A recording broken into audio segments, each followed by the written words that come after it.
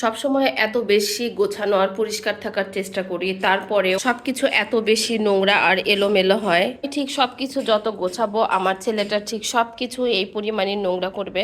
দেখুন সবকিছু এলোমেলো হয়ে আছে, এগুলো এখন আমাকে গোছাতে হবে।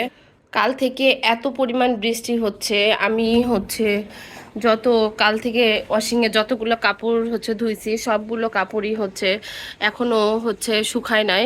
আর আজকে অনেকগুলো কাপড় ধুতে হবে। সকাল থেকে অনেক বৃষ্টি হয়েছে, এখন অবশ্য রোদ উঠেছে, কিন্তু রোদটা ওঠার পরে প্রচণ্ড গরম।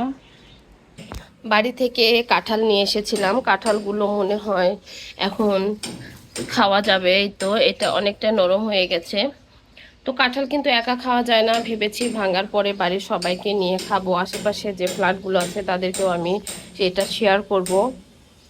বাড়ি থেকে অনেকগুলো পেঁয়াজ পাঠিয়ে দিয়েছে, এই পেঁয়াজগুলো কাটতে হবে, বুয়াকে দিয়ে কেটে নিব। একটু পরে রান্না বসাবো। তো মাছ ভিজিয়ে রেখেছি, দেখি কি রান্না করা যায়। সব কিছু এত নোংরা হয়ে আছে, সব কিছু পরিষ্কার করব। তো পরিষ্কার করার পরে আমার ঘর কেমন হলো অবশ্যই আপনাদের সাথে শেয়ার করব। এই ভিডিওটা এই পর্যন্ত, সবাই ভালো থাকবেন।